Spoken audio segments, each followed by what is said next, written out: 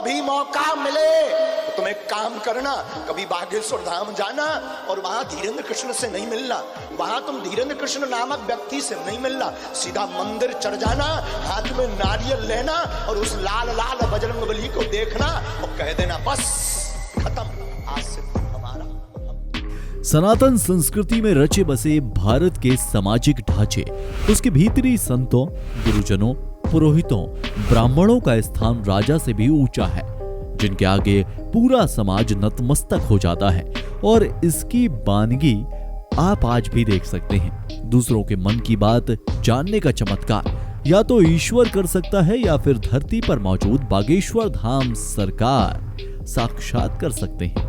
इसे प्रत्यक्ष देख सकते हैं। बागेश्वर धाम सरकार के आगे श्रद्धा से नतमस्तक होने वाले लोगों में बॉलीवुड सेलिब्रिटी से लेकर राजनीति से जुड़े और शक्तिशाली पदों पर बैठे लोग भी शामिल हैं, जिनमें प्रधानमंत्री नरेंद्र मोदी का नाम आप सबसे ऊपर रख सकते हैं, क्योंकि इस समय देश के सबसे शक्तिशाली पद पर वही बैठे हुए हैं। आखिर क्या है बागेश्वर धाम की सच्चाई? क्या सचमुच वहां बैठे बाबा का डायरेक्ट कनेक्शन ईश्वर से है? आप हमारे साथ इस वीडियो में आखिरी तक बने रहिएगा, क्योंकि इतना तो तय है कि हमारा और आपका यह कनेक्शन डायरेक्ट है और यह हमेशा कंटिन्यू बना रहेगा और आने वाले वीडियो इन्फॉर्मेशन भी आप तक पहुंचती रहेगी। इसके लिए जरूरी है कि आप हमारे चैनल को सब्सक्राइब करके नोटिफिकेशन बेल आइकन को जरूर प्रेस कर दीजिए। हमारे समाज में वैसे तो बहुत सारे बाबा सामने आए हैं और प्रसिद्धि हासिल की है। उनके दरबार में उस समय के बड़े बड़े राजनेता और फिल्मी सितारे नतमस्तक हो जाया करते थे, लेकिन आज हम बात कर रहे हैं बागेश्वर धाम वाले पंडित धीरेन्द्र शास्त्री जी की, यानी बागेश्वर धाम वाले बाबा की।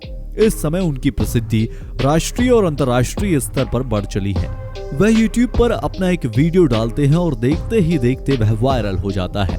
लोग बाबा के प्रवचन सुनना, बाबा को देखना, उनका आशीर्वाद प्राप्त करना बहुत ही ज्यादा पसंद करते हैं। कहते हैं कि बाबा के साथ उनका अपना एक सेनापति भी रहता है, जो किसी को दिखाई नहीं देता, लेकिन लोगों के भीतर से भूत प्रेत बाधा को निकालकर बाहर फेंक देता है। वह बाबा के आदेशों का पालन करता है। इसे बाबा के भीतर की कला या फिर ईश्वर की कृपा कहें, जो लोगों को अचंभित कर देती है।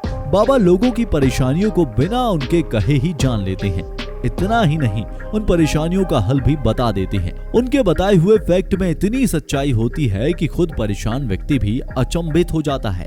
सोचता है कि मैंने तो इस दरबार में किसी से कुछ नहीं कहा, लेकिन इसके बावजूद बाबा जी सब कुछ समझ गए। इतना ही नहीं, बागेश्वर धाम वाले बाबा लोगों के भीतर मौजूद प्रेत बाधा का भी निवारण करते हैं। भूत प्रेत, पिशाच, निशाचर जैसी बाधाओं को वह प्रभु की कृपा से दूर कर देते हैं। आज बागेश्वर धाम सरकार के दरबार में बॉलीवुड के महानायक अमिताभ बच्चन, दक्षिण भारत फिल्मों के सुपरस्टार सुमन तलवार भी बाबा के दरबार में आकर अपनी हाजिरी लगा चुके हैं, ठुमके लगा चुके हैं। भारतीय जनता पार्टी के दिग्गज नेता और भोजपुरी फिल्मों के सुपरस्टार और गायक मनोज तिवारी और इतना ही नहीं, देश के प्रधानमंत्री नरेंद्र मोदी भी हनुमान जी के समक्ष अपनी श्रद्धा दर्शाते हुए दरबार में सिर झुकाए हुए नजर आ चुके हैं। अगर हम आम लोगों की बात करें तो बड़ी संख्या में लोग बाबा के प्रवचन सुनने, उनके मुख से भागवत कथा और सनातन कथाओं को सुनने के लिए आते हैं। इसके अलावा बाबा के दरबार में लोग बड़ी संख्या में अपनी अपनी तकलीफें लेकर भी आते हैं, अपनी मनोकामनाएं लेकर आते हैं और बाबा बागेश्वर धाम सरकार के माध्यम से बजरंगबली की कृपा से सब कुछ हासिल कर लेते हैं। यही वजह है कि लोगों की मनोकामनाएं जब पूरी होती हैं तो लोग और भी ज्यादा बड़ी संख्या में यहाँ पधारने लगते हैं। हनुमान जी की बागेश्वर धाम सरकार पर असीम कृपा है और इसी कृपा की बदौलत बाबा दूसरों का दुख दूर करते हैं। जब भी कोई व्यक्ति अपनी समस्या लेकर बाबा के दरबार में उपस्थित होता है तो बाबा खुद ही उसका नाम लेकर उसे अपने पास बुलाते हैं और फिर उसे एक कागज सबके सामने जोर से पढ़ने के लिए देते हैं। उस कागज को पढ़ने के बाद केवल वह ही नहीं बल्कि देखने वाले लोग भी हैरान रह जाते हैं, क्योंकि उस कागज में उस व्यक्ति की वो समस्याएं लिखी होती हैं जिन्हें वह अपने मन में लेकर आया था, लेकिन उसने उसके बारे में ना तो बाबा से और ना ही यहाँ मौजूद किसी भी व्यक्ति से कुछ कहा।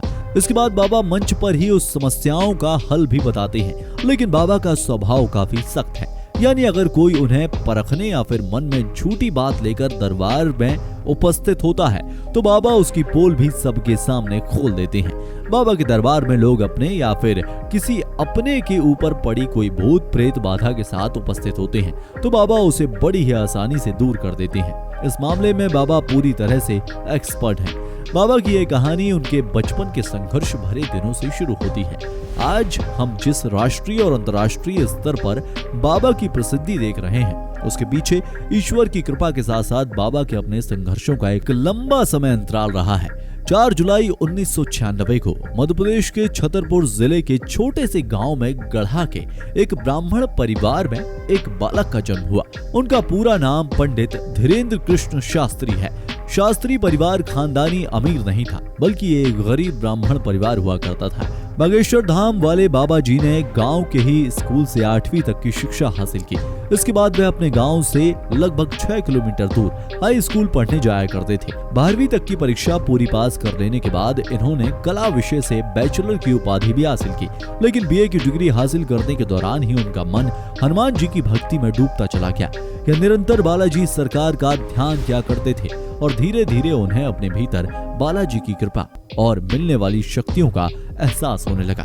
इनके घर के पास एक हनुमान जी का पुराना मंदिर हुआ करता था और इसी मंदिर में इनके दादाजी दिव्य दरबार लगाया करते थे, लेकिन दादाजी के शांत हो जाने के बाद यह दरबार खाली हो गया।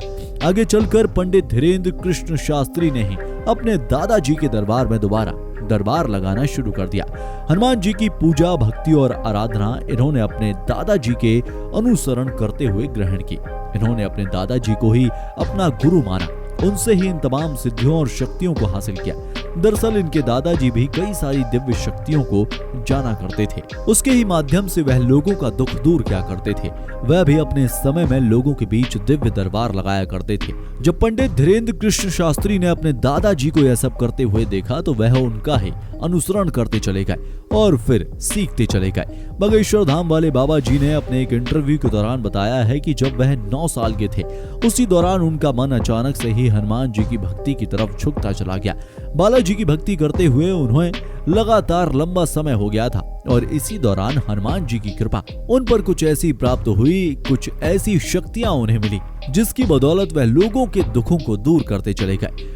शुरू में जब लोग इनके पास अपनी समस्याएं लेकर आते थे तो वह लोगों की समस्याओं को उनके कहने से पहले ही कागज पर लिख दिया करते थे और फिर उनकी समस्याओं का निराकरण बता दिया करते थे।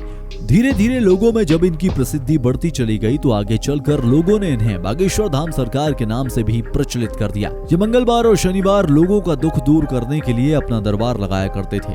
आज की तारीख में राष्ट्रीय और अंतर्राष्ट्रीय स्तर पर ये अपना दरबार लगा चुके हैं। लाखों लोगों के दुख दूर कर चुके हैं। सिर पर चंदन और पगड़ी बांधे बाबा जब अपने भक्तों के बीच आते हैं तो उनकी खूबसूरत छवि को देखते हुए सारे भक्त मन मोहित हो जाते हैं। लेकिन बाबा के दरबार में जितने भी लोग आते हैं वे सभी सच्चे मन से श्रद्धा भाव लेकर आते हैं। ऐसा नहीं है कि सारे मीडिया कर्मी और दूसरे लोगों के दरबार में ऐसे भी आ चुके हैं जिन्होंने छुपकर बाबा के दरबार की सच्चाई को जानने की पूरी कोशिश की, लेकिन उन्हें ऐसा कुछ नहीं मिला जिस पर कि वह कुछ कह सकें। बल्कि यहाँ पर इस तरह की भावना लेकर आने वाले लोगों की बातों को जब बाबा ने सबके सामने रखा तो उनकी तकलीफों को भी दूर कर दिया, तो वह भी बाबा के भक्त बन गए। दोस्तों, क्या आपने भी कभी छतरपुर स्थित बाबा जी के धाम जाकर उनकी शक्तियों का अनुभव किया है? उनके प्रवचन को सुनकर आपके अनुभव क्या रहे हैं? हमें कमेंट बॉक्स में लिखकर जरूर बताइएगा। हमारे इस वीडियो में आज यहीं तक। अगर आप भी बागेश्वर धाम व सरकार को पसंद करते हैं तो इस वीडियो को लाइक करके अपने दोस्तों के साथ में शेयर जरूर कीजिएगा ताकि बजरंग बली की कृपा उन सभी लोगों तक पहुंचती रहे। फिर मिलेंगे एक नए वीडियो में, तब तक के लिए जय बजरंग बली, जय बागेश्वर धाम सरकार की।